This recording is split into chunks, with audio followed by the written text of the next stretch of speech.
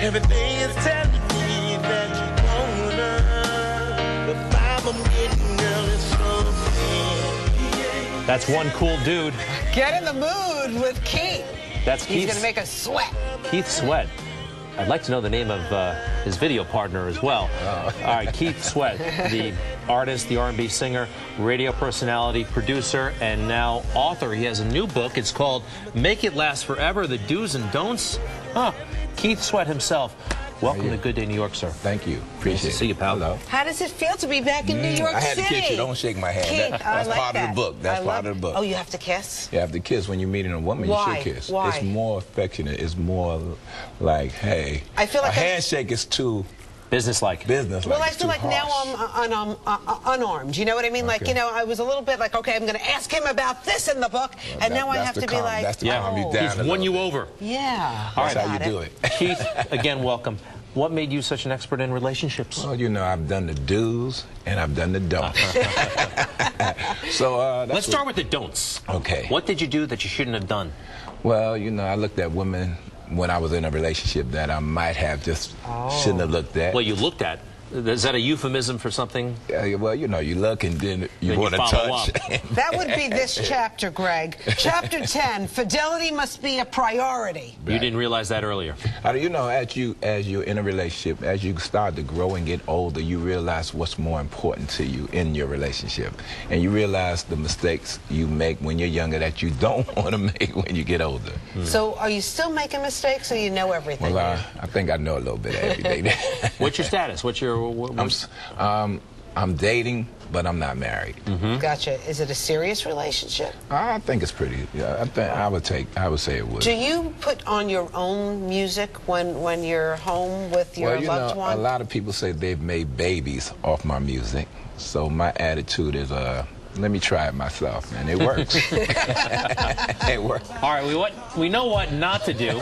Fidelity is important. What to do? The do's and the don'ts. Well, you need to treat your relationship the same way you treated it before you got into it. A lot of times we want certain things, we desire certain things, and once we get the young lady or the woman gets the man that they want, they fall short of what it took for them to get it before they got it. You're on your best behavior, you're making all kinds of effort during the courtship phase, and then you hang it up. Right, when you get into it, you just forget about the role that chivalry is dead. You forget about all the things that it took to get that relationship. Yeah, but reality sometimes sets in, you know? You have kids, you got a job, you got bills to pay. You know, it's not all wine and roses. But that's when you have to really put forth that effort if you want to make it last forever. All right, now this is a hobby of yours that kind of got bigger. Right. Right? You don't counsel couples. This is all stuff that you learned. Well, this is stuff that I learned. Plus, I've written love songs through the course of my whole career. And my love songs have dealt with makeup, breakups. You know, I give all my love to you, make it last forever. Who can love you like me? Nobody. You're looking right at me when you say these words. These are good, sexy songs. Are you working on anything new now? Well, yes, I'm working on a new album. You know, I'm syndicated on radio as well, and I got a dating site, TrueLoveMeets.com. TrueLoveMeets.com. Very cool. Where did you grow up? I grew up in Harlem on 125th Street, Grand Projects. How did you get into music? Well, I've always sung as a kid. I was always singing around the house. My mother would tell me to shut up that noise. She didn't encourage you? She encouraged me, but I made a lot of noise. The beats in the house. We lived in an apartment. It was real small, but you know, eventually she had to get used to it. But she would say, you need to worry about going to school. You need to worry about this. Stop all that noise in this house. And once it blew up, it was like, go ahead and make all the noise you want. Who discovered you?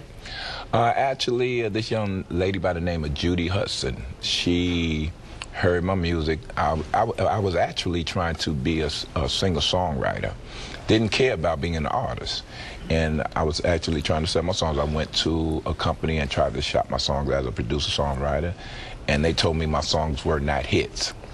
So it offended me to the point that I went in the studio, recorded them myself, and put them out myself. Who's your favorite? Wow. Who are your favorite artists these days? Who do I listen to? I listen to Neo now. Chris Brown. I listen to quite a few people. You know, when you were starting in the business, I mean, your private life was pretty much kept your private life. Now with social media, we kind of know way too much about people. Chris Brown, I mean, you know, the relationship with Rihanna, good, bad, indifferent. Is this something that you follow? Do you think it should be separate from listening to his music? Well, for me, when I was in the music business, I always wanted my private life to be private.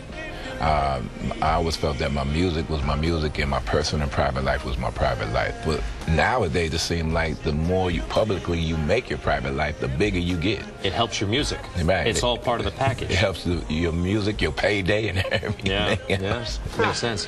Can we get back to the book? Because you deal with different relationships in the book.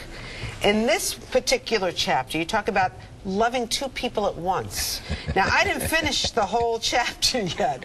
Do you encourage that or not encourage that? Well, I don't encourage you loving two people at once, but it can happen. Yeah. Because what one person is not giving you, the other one might be. So that's okay? It's not okay, but it happens. It's been documented in song. Remember that song, "Torn Between Two Lovers"? Yeah. Feeling like a fool. That was not Keith's song, though. It predates all of us here.